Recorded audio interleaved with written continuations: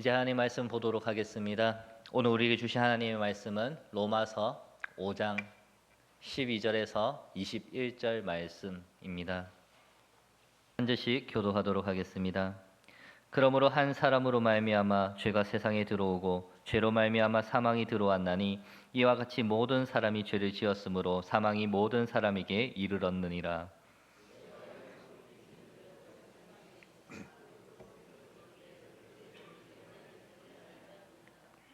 그러나 아담으로부터 모세까지 아담의 범죄와 같은 죄를 짓지 아니한 자들까지도 사망이 왕노릇하였나니 아담은 오실 자의 모형이라.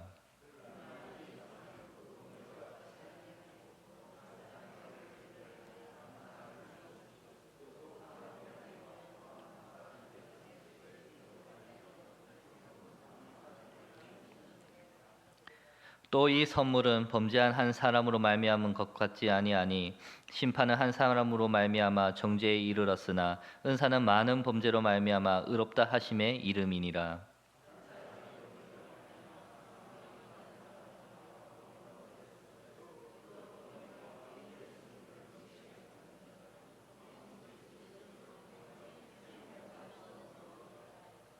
그런즉 한 범죄로 많은 사람이 정죄에 이른 것과 같이 의로운 행위로 말미암아 많은 사람이 의롭다 하심을 받아 생명에 이르렀느니라.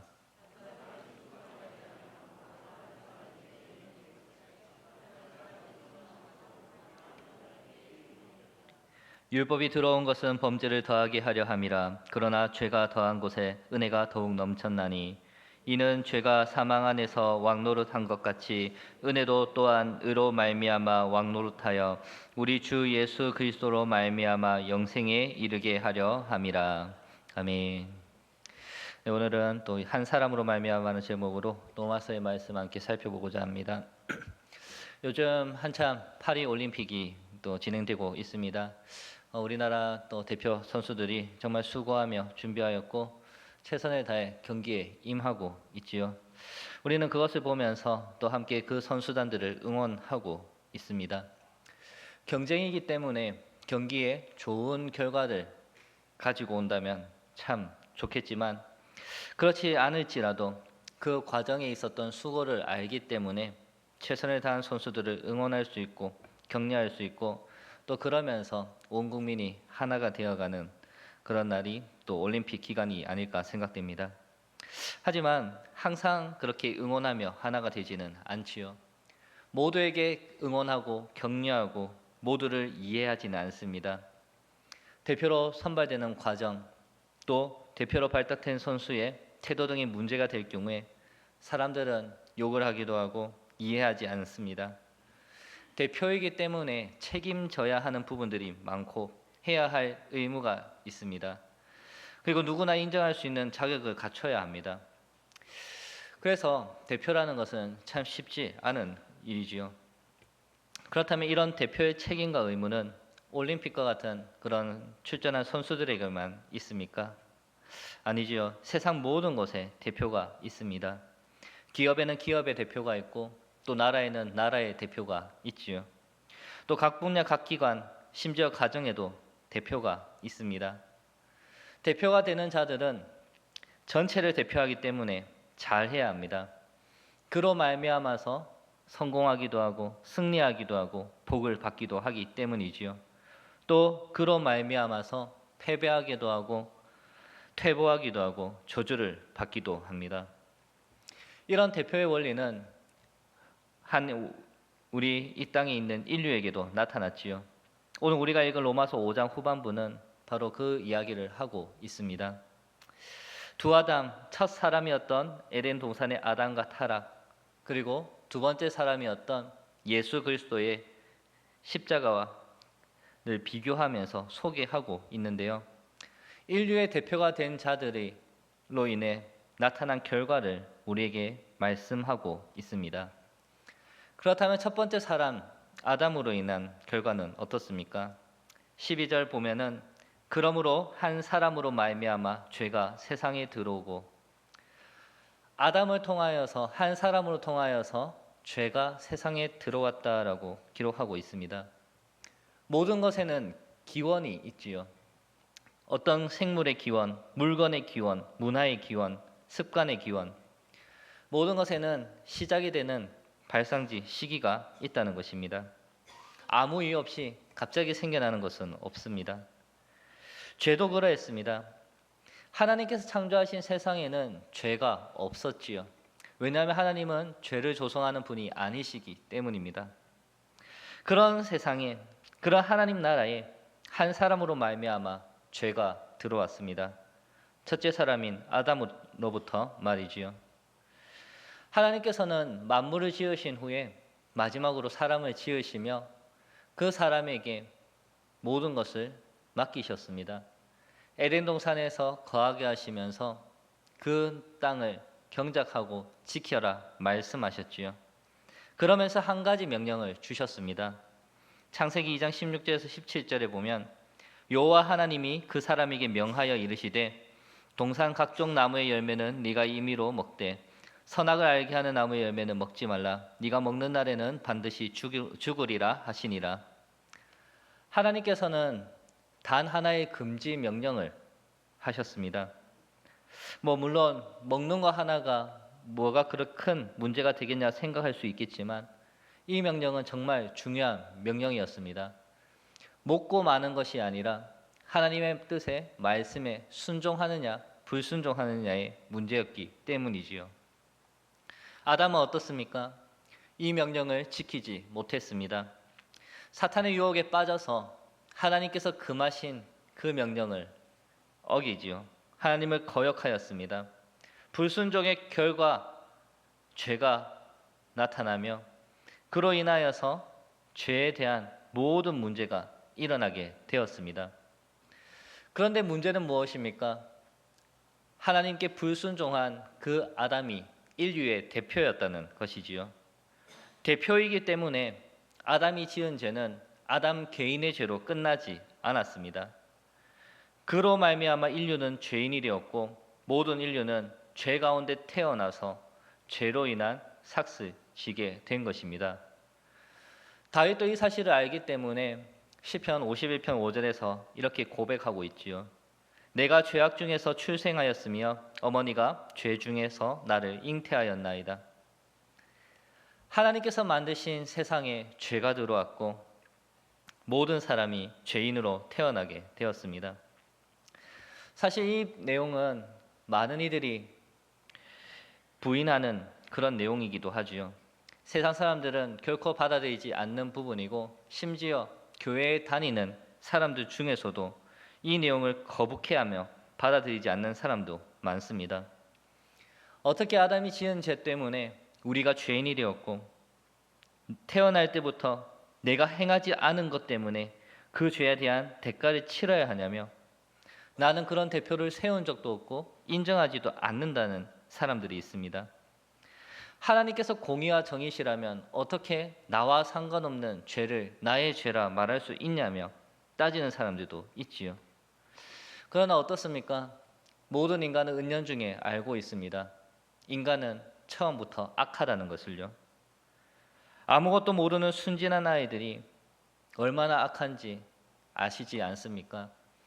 가르쳐 주지도 않았는데 그들 속에는 거짓과 탐욕이 가득합니다. 그래서 우리는 그들의 잘못을 지적하고 바른 것을 좋은 것을 보여주고 가르쳐야 한다고 이야기하는 것이지요. 그냥 내버려 둘 경우 계속해서 악을 행하기 때문입니다. 모든 인간이 거부하지만 알고 있는 것이 인간은 태어나면서부터 악하고 죄가 있다는 사실입니다. 그런데 이 죄로 말미암아서 인류에게 무엇이 들어왔습니까? 12절 하반절에 보면은 죄로 말미암아 사망이 들어왔나니 이와 같이 모든 사람이 죄를 지었으므로 사망이 모든 사람에게 이르렀느니라. 사망이 들어왔다 이야기하고 있습니다. 물론 우리는 이 죽음에 대하여서 자연스러운 현상으로 받아들이고 있지요. 하지만 죽음은 자연스러운 현상이 아니었습니다. 죄로 말미암은 결과이지요. 물론 이 죽음은 육체적인 죽음만 의미하지 않습니다. 육체적인 죽음, 영적인 죽음, 그리고 영원한 죽음까지도 모든 죽음을 의미하고 있습니다. 이러한 죽음이 죄로 말미암아서 들어왔습니다. 인류의 대표였던 아담으로 말미암아서 들어왔습니다. 그리고 이 사실을 성경은 분명하게 말하고 있지요. 13절에서 14절에 보면 죄가 율법이 있기 전에도 세상에 있었으나 율법이 없었을 때에는 죄를 죄로 여기지 아니하였느니라. 그러나 아담으로부터 모세까지 아담의 범죄와 같은 죄를 짓지 아니한 자들까지도 사망이 왕노릇하였나니 아담은 오시자의 모형이라. 아담과 모세 사이에는 율법이 공표되지 않은 시기였지요. 율법이 없었기 때문에 죄에 대한 기준이 없어서 명확하게 무엇이 죄다라는 그런 내용이 없었습니다. 그러니 죄를 죄로 여기지 아니하는 때가 있었지요. 그러나 어떻습니까? 율법이 없었다고 하여서 죄가 아니었습니까? 그들이 율법의 기준을 따라서 엄격하게 죄로 규정하지 않았다 할지라도 인간은 죄 가운데 있었고 죄로 인한 삭을 치렀습니다. 그리고 그것은 모든 사람, 곧 갓 태어난 어린 아기들까지도 죄의 삭수로 사망의 왕노를 하는 그 가운데 거하였다는 것입니다. 그러니 사람들은 억울해하는 것이지요. 내가 짓지도 아니한 죄를 그 죄의 값을 치르라는 것으로 여겨지기 때문입니다. 하지만 정말 이것이 불공정한 것이라 말할 수 있을까요? 사실 이러한 대표성의 원리는 하나님께서 인간에게 허락하신 가장 큰 복 중의 하나입니다. 왜 그렇습니까? 만약 아담의 죄, 그 죄로 인해서 이어진 그 원죄를 죄해한다 할지라도 사망에 이르지 아니할 사람은 단 하나도 없기 때문입니다. 사람들은 수없이 많은 자범죄 속에 살아가지요. 자기 행위에 따라 책임져라고 말한다면은 모두가 죽음을 맞이할 수밖에 없다는 것입니다. 그러니 누가 구원을 받을 수 있겠습니까? 어느 누가 자기 공로로 죽음을 피할 수 있겠습니까? 바울은 이미 로마서 3장 10절에서 의인은 없나니 하나도 없다고 말씀하고 있습니다. 이 땅을 살아가는 모두는 죄인이고 하나님을 찾지도 아니하며 하나님을 거역하고 반역하며 하나님이 왕이 아니라 내가 왕이 되는 삶을 살아가고 있습니다. 한 사람으로 말미암았지만 모든 사람이 살아가는 행동, 모습인 것이죠. 그런 인류를 위하여서 하나님께서는 또 다른 대표자를 보내주셨습니다. 첫 번째 대표가 실패한 모든 것을 짊어지고 쇄신할 수 있는 그런 대표를 보내주셨습니다. 누구입니까? 바로 우리 주 예수 그리스도입니다. 우리 세상에서도 대표가 대표답지 않을 때에, 실패할 때에, 문제를 일으킬 때에 새로운 대표를 세우지 않습니까? 그리고 새로운 대표는 이전 대표를 대신하여서 그가 저지른 모든 책임을 짊어지며 쇄신하며 나아갑니다. 그러면 그 대표와 함께하는 그 대표 밑에 있는 사람들은 어떻게 됩니까? 그 새롭게 세워진 대표와 함께 새롭게 됩니다. 이전의 실패는 사라지고 새로운 출발을 하게 됩니다. 하나님께서 행하신 일도 이와 같습니다. 새로운 대표가 세워졌지요. 전 대표가 저지른 일에 대한 모든 책임을 짊어지고 쇄신하는 새로운 대표, 예수 그리스도 말입니다. 예수님께서 새로운 대표가 되셔서 하나님께서 원하시는 완전한 순종을 이루셨습니다. 게다가 첫사람 아담으로 말미암아 들어온 죽음을 친히 담당하셨지요. 그리고 어떻게 하셨습니까? 그 죽음을 이기셨습니다. 그리하여 그리스도 안에 있는 자들에게 은혜와 구원과 생명이 주어졌습니다. 19절에 보면 한 사람이 순종하지 아니함으로 많은 사람이 죄인 된 것 같이 한 사람이 순종하심으로 많은 사람이 의인이 되리라. 한 사람의 순종으로 말미암아 나타난 일이며 그 순종으로 말미암아 우리에게 주어진 의로움과 생명입니다. 이건 역시도 대표로 인하여서 그 대표의 행위로 인하여 말미암아 주어진 것이지요. 한 사람으로 말미암아 죄와 죽음이 들어왔다면 한 사람으로 말미암아 의와 생명도 들어왔다는 것입니다. 그렇다면 이것이 왜 우리에게 가장 큰 복입니까? 하나님께서 세우신 대표를 제거하고 스스로 행위를 따라 책임을 져야 한다면 어느 누구도 의에 이를 수 없기 때문입니다.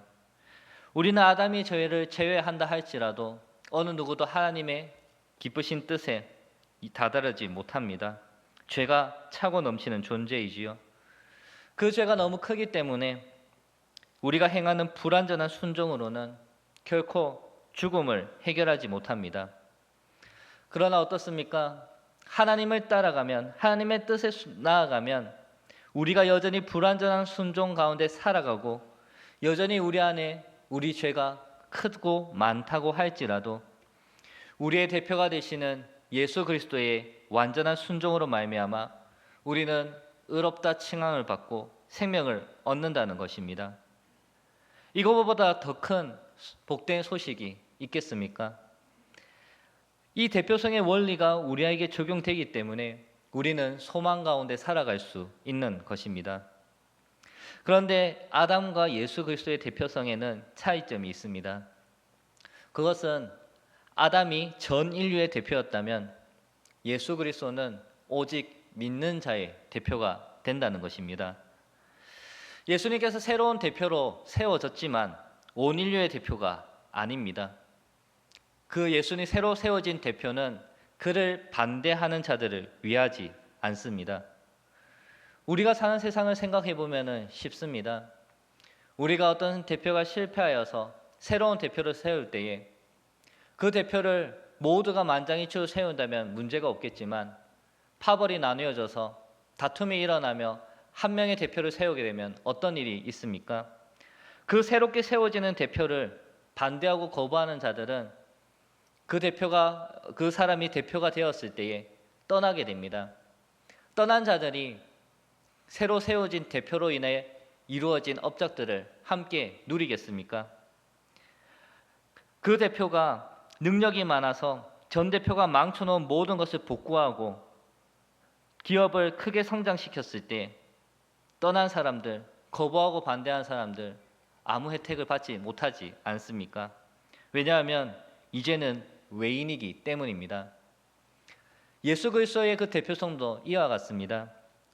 하나님께서 세우신, 우리를 위하여 세우신 이 대표는 그를 믿지 않는 자, 거부하고 반대하고 떠나는 자들의 문제는 품어주지 않습니다. 결코 해결해주지 않습니다. 예수 밖에 있는 자들, 예수를 대표로 인정하지 아니하는 자들은 여전히 첫사람 아담 안에 머물며 그와 함께 죽음 가운데 거할 뿐입니다. 그래서 예수만이 우리의 소망이고 오직 예수인 것입니다. 그런데 이 새롭게 세워진 대표 예수 그리스도는 얼마나 위대한 분이겠습니까?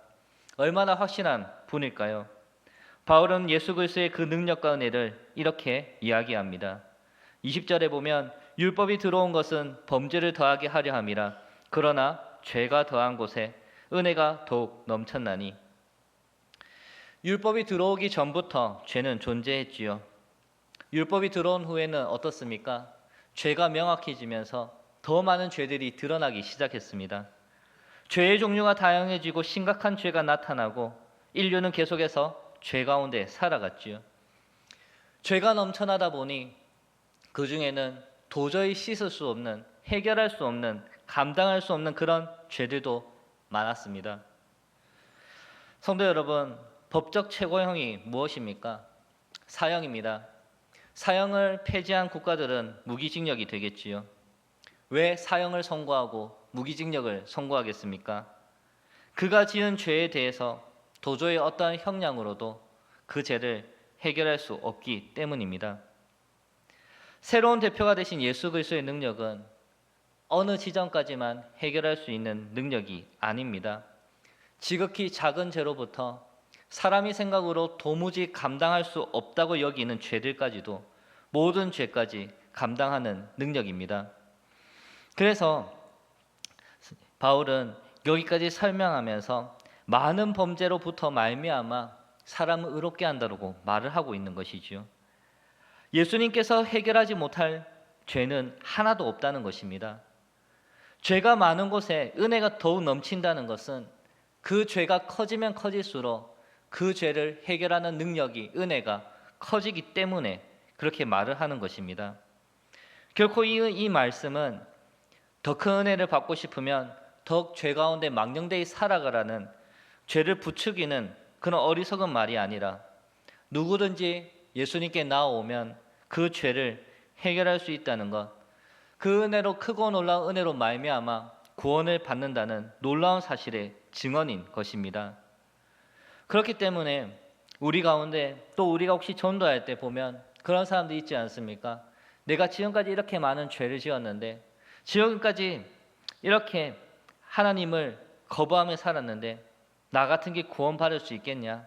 이제 와서 믿는다고 구원받을 수 있겠냐라는 그런 인간의 생각을 깨뜨리는 크고 놀라운 복의 선포라는 것이지요. 이것이 우리가 믿는 예수 그리스도의 복음이고 우리가 받은 은혜입니다. 사랑하는 성도 여러분, 한 사람으로 말미암아 죄가 들어왔지만 한 사람으로 말미암아 우리는 생명을 얻었습니다. 오직 예수 그리스도를 주와 구주로 믿고 고백하는 자들에게, 그 믿음 안에 나아가는 저와 여러분에게 주어진 놀라운 은혜이며 복입니다. 참으로 감사한 일 아닙니까? 아무리 둘러봐도 죄밖에 보이지 아니하고 은혜 받았음에도 불구하고 여전히 죄 가운데 살아가는 그런 연약한 우리임에도 불구하고 그런 우리를 품고 용서하고 해결하시는 그 놀라운 은혜, 확실한 사랑의 약속이 오늘도 우리에게 나타나고 있고, 그런 은혜로 말미암아 우리는 하나님을 예배할 수 있다는 것입니다. 이처럼 우리에게 베풀어진 그 은혜와 사랑에 더욱 감사하며 하나님을 온전히 바라볼 수 있는 저와 여러분이 될 수 있기를 소망합니다. 그리고 더 나아가서 내가 받은 이 복 하나만으로도 충분하다는 사실을 고백할 수 있는 믿음이 우리 속에 나타나기를 소망합니다. 이 은혜의 소식이, 이 하나님의 역사가 정말 우리 삶에, 우리 믿음에 강하게 작용하여서 하나님 안에서 주어진 이 구원의 기쁨이 우리의 삶에 나타나는 모든 아픔과 고통과 근심과 환난을 덮어버리고 또 우리에게 보이는 모든 부족함과 아쉬움을 덮어버리고 정말 그저 감사와 찬양으로 살아갈 수 있는, 그저 하나님 한 분만으로 기쁨이 넘치는 그런 저와 여러분이 되기를 소망합니다. 마지막으로, 우리가 인류의 대표도 아니고 대표를 할 수도 없지만 먼저 된 자로서 나중된 자들을 위하여 우리를 통해 하나님 앞에 돌아올 영혼들을 생각하면서 우리에게 주어진 이 복되고 기쁜 소식들을 또한 날마다 증거하고 보여주며 하나님의 영광을 나타낼 수 있는 그런 저와 여러분이 우리 침산동부 교회가 될 수 있기를 간절히 소망합니다.